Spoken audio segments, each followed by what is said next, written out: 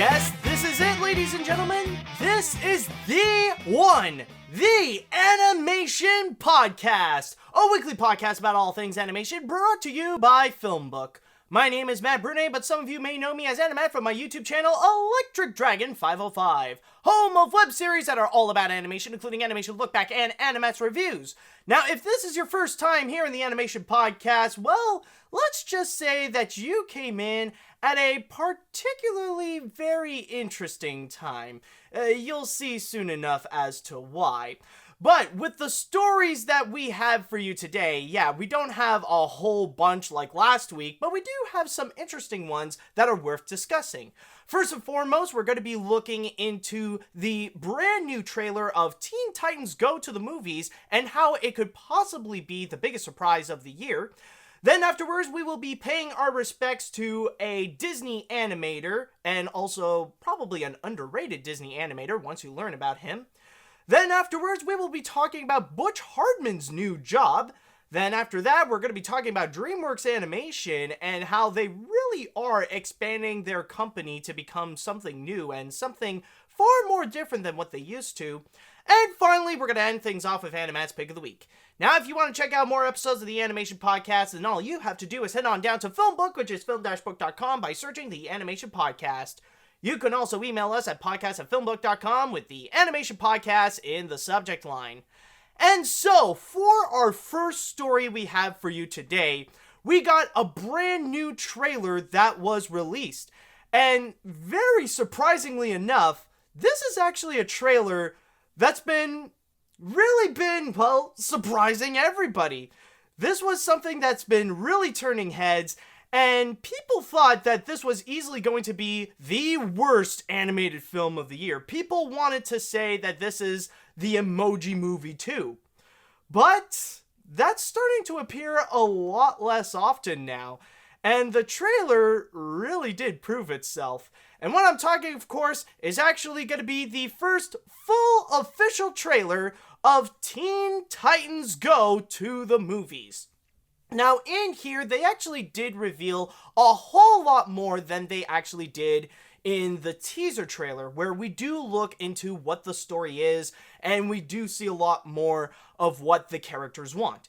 Okay, so we already know the basis of the plot is that the Teen Titans, they really want to have a movie because all other superheroes have their own major motion picture. But in this case right over here, the motive is actually a lot deeper than you may think. Now, the Teen Titans, they really want to have their own movie, not because of the sake of having their own movie because everyone else has one, but because they want to prove themselves to be real heroes. And that's kind of the big goal of the movie. That's kind of their big motive. That's what they want the most, is that they want to be taken seriously as real superheroes. You know, they want to be seen in the veins of like Wonder Woman, Superman, Batman, and all those guys. They want to be viewed as them. But they try their best, even going to the Warner Brothers lot, and things aren't necessarily as successful, so they decided that they want to go and get an arch nemesis. So, luckily enough, they actually found Slade, which is actually going to be voiced by Will Arnett. That's actually his role. I thought that he was going to be Batman in this, you know, like reprising his role from like the Lego movies. But no, it turns out that he's actually going to be Slade. Oh, and by the way, as for Batman, I'm just going to say right now, he is actually going to be voiced by Jimmy Kimmel. But anyways, going back to the story, they want to make an arch nemesis out of Slade, but from there, Slade would go and really mess things up and really go and kind of like control Los Angeles, control Hollywood, and control the minds of all the DC superheroes, except for the Teen Titans. So it's going to be up to them to go and save the world from Slade. And you know what's actually very interesting is that when I saw this trailer released, I thought that it's gonna happen like before, where people are just gonna bash it because it's Teen Titans Go. Considering that it does have an infamous hatedom, I thought this was going to be another thing, kind of like what they treated with the teaser trailer, where they're just going to give it a mountain of dislikes, and you're just gonna see a whole bunch of nasty comments that would go even far worse than anything I would say towards Sony Pictures Animation. Like, you know, they would just go insane and ballistic to give it as much hate as possible just because it's Teen Titans Go and they have an unhealthy grudge against the series. But this is honestly not the case. This is actually something that people look at this and they were genuinely impressed, like even with me. I'm gonna be very honest with you guys. I thought that, okay, chances are, considering all the things that I've heard about Teen Titans Go, maybe this is not gonna turn out good. But either way, I would want them, like, no matter how it turns up, I would keep on saying, I want them to go insane on it. If they're gonna go bad, you're gonna go absolutely crazy with it, you know? Just be an absolute spectacular, rather if it's going to be good or bad. But then after watching this trailer, I thought to myself, okay, maybe this might actually turn out to be good. Like, legitimately good, because there is a prominent story going on. There is a prominent background to the characters. Like, you see their motives, you see what they want to do, and on top of that, this is hilarious. There's a lot of really good jokes in here. Oh my god, it's hard to really know where to start. Like, there is that tone that you would find in the Teen Titans Go series, but then there's a lot more hilarious jokes. Like, they would even make a throwback to Waffles with Slade just telling them, it's like, okay, what are you gonna do? Fart on me? Are you gonna annoy me with Waffles? And you see them, it's like, oh, let's not talk about that. So that was actually really funny. And there was actually one moment where they actually mistaken Slade for Deadpool. So in this trailer alone, they would actually make more Marvel jokes than in the Lego Batman movie. So the trailer actually does much more than what they did in there. And also, probably one of my favorite jokes actually is right at the beginning, where they actually did show some impressive animation actually emulating the Batman animated series. And then, like, you see the Teen Titans, they were excited to see the trailer of what would be their movie, but it actually turns out to be a movie based on Alfred, Batman's butler. And honestly, it was not only hilarious, but I thought to myself, you know what?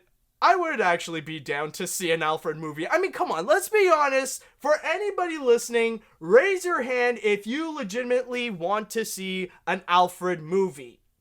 Yeah, that's what I thought. And also, I just want to go back into mentioning a little bit about the reaction towards the Teen Titans Go movie. Like I said before, I thought this was really going to be something that the haters are just going to go and attack on it and all that kind of stuff, but it's really less likely, because this is a trailer that, I'm going to be very honest, this is probably the most successful trailer to an animated film I've seen this year. And the reason why I say that is that this really is turning doubters into optimists. I mean, sure, you're gonna get a whole bunch of bombastic haters trying to give it so many dislikes, but I'm currently looking at the YouTube channel of Warner Brothers Pictures and their video on Teen Titans Go to the Movies of the official trailer, and there are actually a lot more likes than there are dislikes. And even looking down at the comments, I honestly thought to myself that, okay, maybe, like, you're gonna see a lot of insane like, you guys know how YouTube comments can be. Like, they can be vicious, they can be brutal, they can be, like, savage. It's like an entire war zone down there, but not really. Like, you'll find a few hateful, spiteful comments just purposely bashing Teen Titans Go for no reason, but I actually do see a whole lot more comments on people actually saying that despite them not really being fans of the show, they actually really like this trailer. Like, honestly, this trailer alone is actually convincing more and more people that this might actually be worth watching, not just because, like, oh, it's funny, it's Teen Titans Go, but this could actually turn out to be a legitimately good movie. So people, in a way, they're actually wrong when they would say that, oh, this is going to be the next Emoji Movie. This is going to be the Emoji Movie 2. But from what I see in this trailer, I feel like this might actually turn out to be the Lego Batman Movie 2, where it's going to be an entire satire on DC movies, and also would turn out to be its own superhero film. So it leans more into the comedy, but it does have superhero aspects, while it does have some fun little jabs at superhero films in general, not just with DC films, but also with some Marvel films, especially like with the little gag that they have with Deadpool and all that kind of stuff. And you know what? That would actually be really funny and really ironic, considering that if you could imagine, if Teen Titans Go to the Movies does actually come out to be really good, and if it actually does get good reviews and all that kind of stuff, just imagine this. Like, that would actually mean that Teen Titans Go is actually better than any other DC Extended Universe movie that is not Wonder Woman. Teen Titans Go actually did a lot better than stuff like Batman vs. Superman Dawn of Justice, better than Suicide Squad, better than Man of Steel, better than Justice League. That would be insane to think about, but yeah. Hey, but, you know, I just gotta say, it really does prove how animation can be superior to live action sometimes. So, yeah, and also, that's actually one thing I want to comment that I want to mention about this trailer is actually regarding the animation. For me, I wasn't really expecting much because as it is a movie based on a TV show, of course it's going to keep a little bit of the same quality. Like, it's going to deliver the similar type of animation that you would get from Sony Pictures Animation, where it's kind of like amateurish, cartoony animation that's more like Saturday morning cartoons than treating it like an actual feature film. But in this case right over here, this does look like they're going to go a little more up and beyond than what they would actually do in the TV show. Like, this is, like, honestly, this is not going to be, at least from what I'm seeing in the trailer, this is not treating itself like an extended episode, but rather, they're going to treat itself more like a movie where they're going to go a little more up and beyond and actually do more with the animation. Now, I'm not saying that this is going to be perfect. I'm not saying that this is going to be amazing, like this is going to be the best animated film of the year. Like, I'm not saying that at all. Like, I still can see that maybe it's going to have some flaws into it. And I'm already seeing that, yeah, maybe this is not going to be up there in the ranks of, like, what I've already seen with Isle of Dogs. But this is honestly very promising. And, yeah, this could actually turn out to be a really good animated feature film. And I just want to say, based on the trailers alone, like maybe in the future, my mind can be changed. But honestly, from what I see in the trailers of some of the animated films coming out this summer and this year, I can already tell that Teen Titans Go to the Movies is going to be way better than Hotel Transylvania 3. Like, I've had a lot more fun looking at this trailer than I did with the Hotel Transylvania trailer. And on top of that, this is way better. Like, I am convinced this is a way better and way superior trailer than the one for Smallfoot. Now, if you guys remember last week, Warner Brothers also released a brand new trailer to another upcoming animated feature that they're going to bring out this year, which is Smallfoot. And honestly, Teen Titans Go actually does a better job than what Smallfoot delivered. And say what you will regarding the animation of Teen Titans Go, at the very least, they know how to draw eyeballs more than they do with Smallfoot. Seriously, like I said before, the eyes are just so badly done. They're just so poorly made that it almost makes that trailer unwatchable. At least with Teen Titans Go, they have their own style. They know what they're doing. But with Smallfoot, I don't think they know what they're doing with the eyes, at least. So yeah, overall, I gotta say I am highly impressed with what they did with the trailer for Teen Titans Go to the Movies, and honestly, I'm actually excited to go watch it now. And honestly, for different reasons. Now, I'm actually excited to see an actual good animated feature film, something that could be in the veins like what we got last year with the Lego Batman movie. So, if you guys are excited like me to go and check out the good animated film that's going to be coming out this July, then all you guys have to do is wait until July 27th to see Teen Titans Go on the big screen and maybe change your mind about the whole thing, that maybe they can do some good stuff. Okay, so for our next story that we have right over here, we're going to be talking about a man who has sadly passed away this week.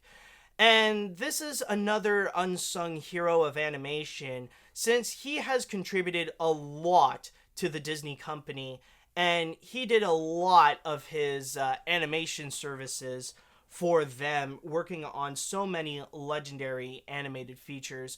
And who I'm going to be talking about is a man known as Dave Michener. Sadly, Dave Michener has passed away this week at the age of 85. And if I may read a little bit from my source here on The Hollywood Reporter, it stated that Michener, a nephew of Pulitzer Prize-winning author James Michener, died February 15th at his home in Los Angeles due to complications of a virus, his wife Donna said. So it's been a little while, but now the word has been out that he has passed away. And now, at this point, you might be wondering, who is Dave Michener? Who is this man, and what did he do for Disney? Well, he actually did a whole lot. So going back into my source, like the very beginnings, it stated, born in Los Angeles on November 5th, 1932, his father was an architect who designed some of the iconic buildings in the Miracle Mile district. Michener caught a big break when Walt Disney himself saw his work at the Chouinard Art Institute in Los Angeles. The studio head was so impressed, he called Michener to offer him a job upon graduation. Within weeks of being hired, Michener did animation on TV's Mickey Mouse Club, then assisted Milt Kahl, one of Disney's 9 old men, for 7 years. He had a hand in nearly every animation feature the studio produced during the next 3 decades. And from there, he would go and work on numerous of animated films, beginning in 1956, I believe they mentioned when he was hired. Yeah, he was hired in 1956, all the way up to his retirement in 1987. And the films that he would work on would include Sleeping Beauty, Mary Poppins, The Jungle Book, 101 Dalmatians, Winnie the Pooh and the Blustery Day, The Aristocats, and what could be his biggest credit is actually and also the last job that he did at Disney was being a co-director for The Great Mouse Detective. And on top of that, he also did some other stuff as well, where he actually was a consultant after working at Disney, where he would be a consultant with Hanna-Barbera on their animated films, which would include Jetsons the Movie and also Once Upon a Forest. But when you would talk to people regarding his works at Disney, apparently his biggest task and his biggest contribution to what he did for the company is actually make some animation, not for the animated features, but rather for the attractions. He was actually credited to do a lot of animated work for Epcot rides in Walt Disney World. In fact, he was actually credited to be the man who did all the animations that would include Figment from Journey into Imagination, and he also did the animation for the Tokyo Disneyland attraction Meet the World. So throughout that whole time, he really did work hard to serve some animation duties for Disney. And the final work that he has ever done, like the last thing, was actually what his last project is illustrating a children's book in 2000 known as How Butterbees Came to Be. So overall, when it comes to the works of Dave Michener, he really is one of those unsung heroes at Disney who actually did work almost as long as Floyd Norman, working at Disney ever since the 50s, and just continued working so hard for them ever since, doing so many different animation jobs, and not just on the animated projects, but also working on some projects for the Disney parks, especially with some animations for Epcot, because I can recall back in the early days of Epcot, they actually do feature a lot of hand-drawn moments, and it's not just in Journey into Imagination either. There are some other attractions that would actually do include a whole bunch of different animated moments that would need the services of Dave Michener. And it's actually quite fascinating to look upon his work, and yet never fully got any credit for some of the stuff that he has actually done. He is just mostly working behind the scenes, and it even mentioned that he would help out and like some of the bigger animators like Milt Kahl. And at the very least, like, one good thing to mention is that he would go and climb up the ladder in terms of like working at Disney, where not only did he do a lot of stuff for the Disney parks, but he would also end up becoming a co-director for The Great Mouse Detective, which I will say, yes, it is one of my favorite Disney animated films. I put it among my top 10. A lot of fun to watch, highly enjoyable. And, seeing that he did contribute a lot, like even the days of Walt, where he would work on stuff like Sleeping Beauty, Mary Poppins, The Jungle Book, and 101 Dalmatians, and plus the fact that this is a man who has major talent that even Walt Disney himself actually saw. Like you gotta keep in mind, it was Walt Disney who actually hired him to work on the animation on some Disney projects. So this man actually knows his stuff. This is a man who actually does have some good talent in terms of what he can do. So it really is sad to see him go, and only now do we actually get a chance to recognize his works, to see what he did contribute to Disney, because this is a man who actually did work hard for the company and really devoted like 3 decades of his time to make some great animation for the company. And yes, this man will absolutely be missed. And so if you got, I highly recommend you guys to go and try to look up some of the works of Dave Michener in his honor, to see his animation style and a lot of the beautiful things that he has done for Disney. So yeah, Mr. Michener, I just want to say thank you so much for your great service at Disney and in the animation field in general, and you will surely be missed.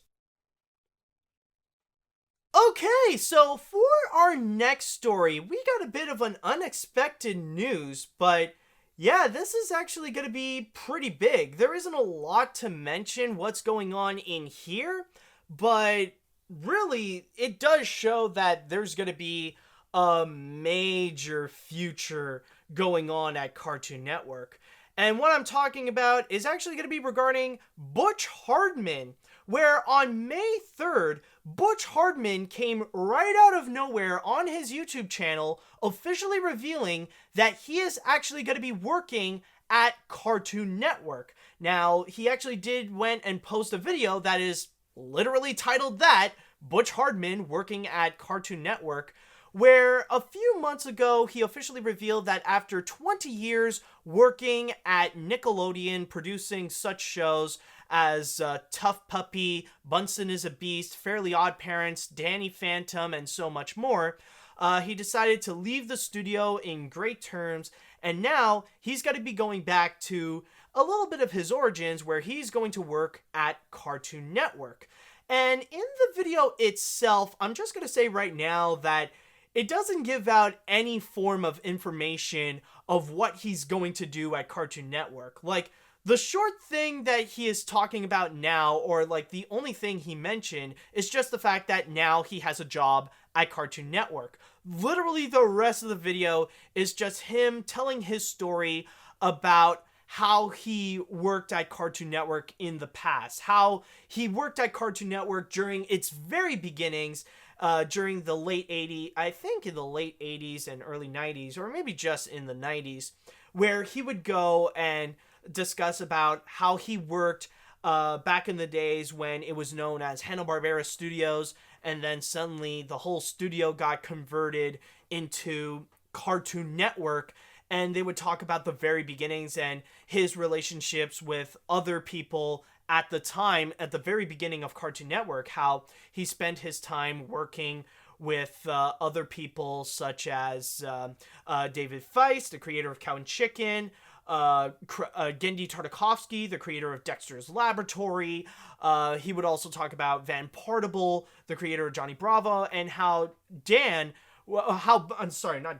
Butch Hartman would go and climb up the ladder. How he talked about when he did some background designs for Dexter's Laboratory, or how he would go up to become like a director and a writer at Johnny Bravo, and even talked about his relationship with Seth MacFarlane back in the day when they were just both geeky little writers in Johnny Bravo. And like his highlight at the time was pretty much when he would go and actually work on the episode Johnny Bravo Meets Adam West, where they all actually end up meeting Adam West himself for the episode.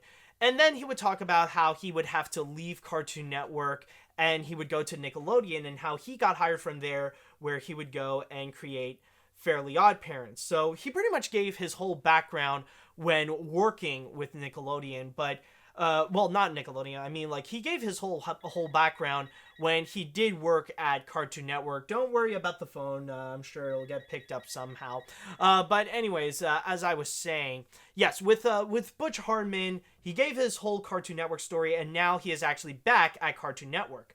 The only thing we don't know right now is what he is going to do for Cartoon Network. We don't know if he's actually going to be working on a TV show, if he's just going to be a consultant. We don't know what is clearly happening. But honestly, the idea of having Butch Hartman in Cartoon Network is a major step up for the channel. This is actually really big news for them, because the thing with having Butch Hartman is that he is known as a prominent television animation legend. This is a man who really did make a name for himself, especially at Nickelodeon, where he actually created one of their most successful shows ever with the Fairly Odd Parents, and would also contribute to other major popular series for that channel right over there, like I said before, with Danny Phantom, with Bunsen is a Beast, with Tough Puppy, and many more. Now that he is back at now that he is in Cartoon Network, they really do have that star power. They really do have not like just a television, and they actually do have a television animation veteran working for them, and now he might actually do some stuff for them, so that maybe Butch Hartman will actually go and contribute his legacy onto the channel that currently is right now running stuff like Adventure Time and Steven Universe and The Amazing World of Gumball and all that kind of stuff. We just don't know yet what he is going to do, but this is really a strong sign for Cartoon Network that they are getting some star power into the mix in order to produce some television animation. Maybe this can actually work out well for them. And I know there have been a lot of talks where people are mentioning that, you know, Cartoon Network is kind of losing their touch right now. Like, kind of their golden age of the 2010s, like, is kind of decreasing. But maybe with Butch Hartman on board, this could actually help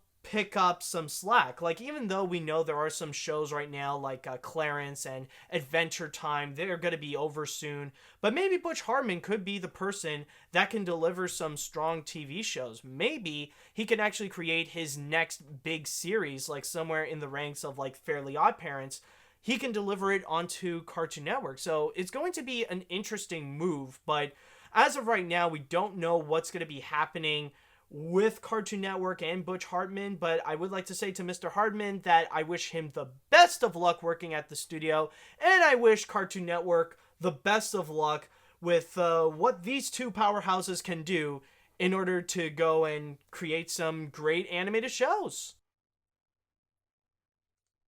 Alright, so for our next story that we have right over here, we are going to be discussing about DreamWorks animation. And I'm going to be going a little bit more into the business side of things because right now it really does say a lot regarding what DreamWorks Animation is currently doing and how they're not really the animation studio that they used to be back in the 2000s and the early 2010s and stuff like that. And I don't necessarily mean that in a bad way. Because the thing is that this week, Hulu actually had a whole press conference going on where they had a big presentation and a big celebration due to the fact that they now have over 20 million subscribers. Yes, there are 20 million subscribers in America alone that have subscribed to Hulu. So they've mentioned about that, and they are talking about, you know, their next big future plans. Like, what are they going to do in order for them to go and really grow as a company? Now, one of the big things that they have mentioned is that they have signed an exclusive deal or a multi-year deal with DreamWorks Animation. Now, if I may read a little bit onto my source here in the Animation magazine, it stated, "Sure to give a boost to the streamer is the just announced multi-year deal with DreamWorks Animation for exclusive US streaming video on demand rights to the studio's library titles, new releases starting in 2019, and new original series starting in 2010. Highly anticipated feature films will become Hulu exclusives, including How to Train Your Dragon, The Hidden World, The Boss Baby 2, and Trolls 2. Hulu originals inspired by current and future films and franchises will be developed and produced by DreamWorks Animation Television." So right now what's going on is that DreamWorks Animation is going to be making a deal in order to go and create some exclusive content for Hulu. And on top of that, even getting their movies onto that streaming service. Now, this really does say a lot about DreamWorks Animation. I mean, yes, it's great with Hulu and all their things, but what I really want to focus right now is actually regarding the side of DreamWorks Animation. Because the thing is right now, if you guys kept track, you'll notice that out of all the animation studios out there, whether it be for television or for feature films, there is no other company out there that is more dedicated and that is more serious about making content for streaming services than DreamWorks Animation. Because right now, they're actually on all the big platforms. Not only are they now on Hulu, but they're also really big on Netflix, and they just added themselves onto Amazon. Not too long ago, they did make the announcement that they're going to make a TV series based on the adventures of Rocky and Bullwinkle and a brand new Kung Fu Panda series. So right now, they really are putting themselves onto every single streaming service out there, or, you know, pretty much grab whatever they can. And on top of that, they really are big on Netflix. Like, not only do they have tons of animated series there, but some of them are actually some of the most acclaimed exclusive series that you can find on Netflix, especially with Troll Hunters and the upcoming Tales of Arcadia trilogy. Like, that thing is really big there. And on top of that, there are a lot of their series that they do on Netflix that would be grabbing Emmys left to right. Like, you would be shocked at all the awards that All Hail King Julian would actually get. So they really are serious about making TV shows for streaming services. And on top of that, just last week, one of the big animation news that actually did occur is that DreamWorks Animation is starting to be fully dedicated to partner up with Universal Pictures, since they actually did announce that they are going to make an animated series based on the Fast and Furious franchise. So, like I said, there is no other company out there that is more dedicated to make content for streaming services more so than DreamWorks Animation. Like, this is a company that truly does believe that streaming services is the future of television. That's how it's going to be. Like, they can see that eventually cable television is soon going to fall, and that they have to go and adapt and really, you know, embrace the future, which is why they're really going ahead with stuff like Netflix and Amazon and Hulu. And what I meant at the beginning, that DreamWorks Animation is no longer the same company as they were before, you gotta accept that eventually, when it comes to DreamWorks Animation, it's not just movies that's really their bread and butter. I mean, sure, that does play a big factor in DreamWorks Animation, and yeah, that's one of their key components, but you gotta accept now that it's not just that. They're not just an animation studio making movies. They also go and create a whole bunch of TV shows, and it would not surprise me if in the future that DreamWorks Animation, like with their television assets and making TV shows, that's going to be a lot more successful and a lot bigger than it will be with their movies. I mean, let's face facts. Sadly, when it comes to DreamWorks Animation, they have yet to really make a big movie that is in the veins of some of their more successful films like Shrek or Madagascar or How to Train Your Dragon or Kung Fu Panda.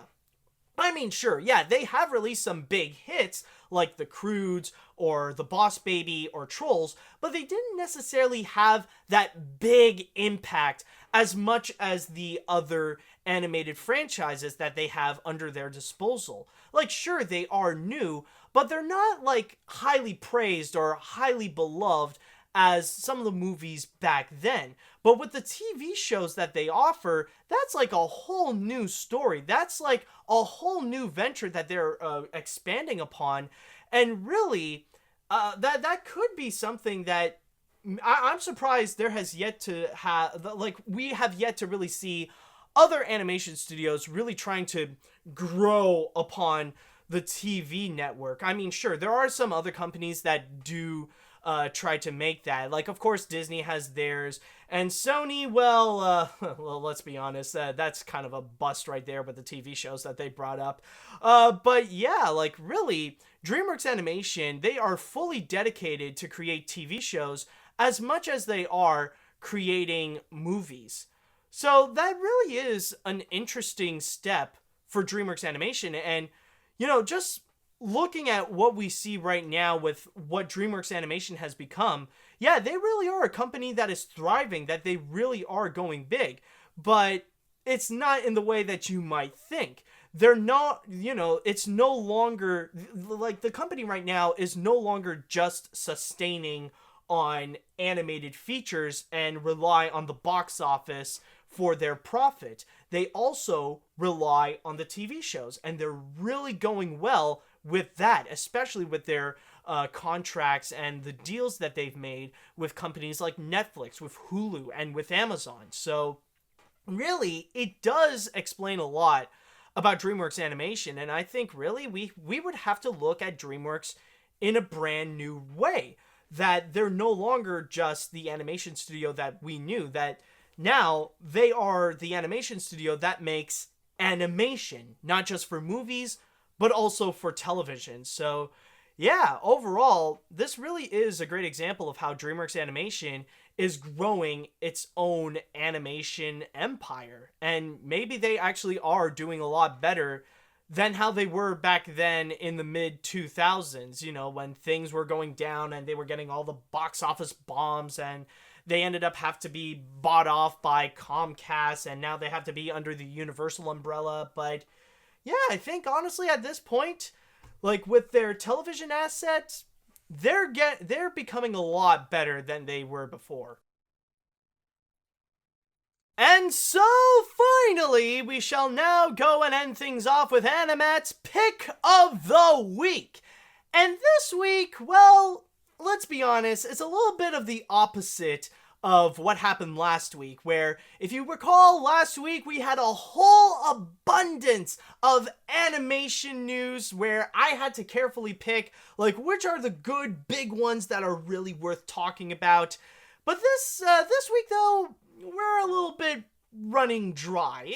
We didn't really have much animation news, and, like, honestly, I felt like I had to go and, like, clean up some of the scraps in order to find something to at least talk about. But there is one movie news that was released. This is not necessarily animation, but this is honestly something that is really worth talking about, at least for me, that really does go into my interests. And I'll tell you right now, one of my favorite TV shows and one of my biggest influences in comedy is actually Monty Python's Flying Circus. I love Monty Python. I love everything Monty Python. I love a lot of their sketches, and of course I love a lot of their movies, especially with the classic itself, Monty Python and the Holy Grail. Well, there is something a little bit related to that, and honestly, it's been a long time coming, at least how I feel about it. Apparently, 20th Century Fox has officially announced that they are going to be making a film adaptation of the Tony Award-winning Broadway musical Spamalot, in which Spamalot is actually the Broadway version of Monty Python and the Holy Grail. And they actually brought on board, so far, some of the people that actually did work on the Broadway show. Now, the creator of the musical itself, Eric Idle, who is one of the original members of Monty Python's Flying Circus and actually did appear in Monty Python and the Holy Grail, he is actually on board to go and write the script, while they got Casey Nicholaw to be the director of the film. Now, I think this is actually going to be his directorial debut, at least for a feature film, but beforehand, he would actually be known as a Tony-nominated choreographer and even a director, where just recently he really hit big with a play adaptation of Mean Girls, where right now he just got nominated for Best Director and Best Choreographer. And some of the stuff that he actually did work upon would include hit Broadway shows such as The Book of Mormon and Disney's Aladdin. And on top of that, one of his first Broadway jobs is actually to be a choreographer for Spamalot, which is why he is on board now to work as the director of the movie. Now, we don't necessarily know any more information outside of that, but that's all that we know. That Fox is going to make a movie version of Spamalot. Eric Idle is on board to go and write the script, and also the choreographer, Casey Nicholaw, is going to be the director of the film. Now, this is honestly very interesting, and a lot of people might find that there is a bit of an irony where the adaptation is now pretty much all over the place, where what you have here is a movie that's based on a Broadway show, that's based on a movie, that's based on the Arthurian legend. And I know, it seems like we're living a little bit in some kind of paradox, but you gotta keep in mind, this is not the first time that this has happened before, where you got a movie based on a Broadway, based on a Broadway show based on a movie. Where beforehand, one great example that I can think of is actually The Producers by Mel Brooks, where you got the 2005 Producers, which is actually based on the Broadway show of The Producers, which is actually based on the movie The Producers, all of which Mel Brooks had a hand upon. And I just want to say right now that when it comes to the 2005 Producers movie with Nathan Lane and Matthew Broderick, I would actually say that is that is my first choice. Like, that is the one movie that I would immediately go and say that I really, really like, that everyone else hates. I know that a lot of people give crap about it, and I do see some of the points regarding like some of the flaws and stuff like that, but I honestly absolutely adore that movie. I'm not gonna lie. But yeah, but going back into the idea that Spamalot is gonna be a movie, honestly, I thought to myself that this is a long time coming, because if there is a Broadway show out there that would actually be turned into a film musical, then of course it would be Spamalot, because it really does have the potential, and because of the fact that it is Monty Python, it is easily like kind of, it's easily malleable. It's interchangeable so that you can actually fit into a movie setting. Like, that can actually work. Now, I know that like it would seem weird to really go and like bring Monty Python to the new age and stuff like that.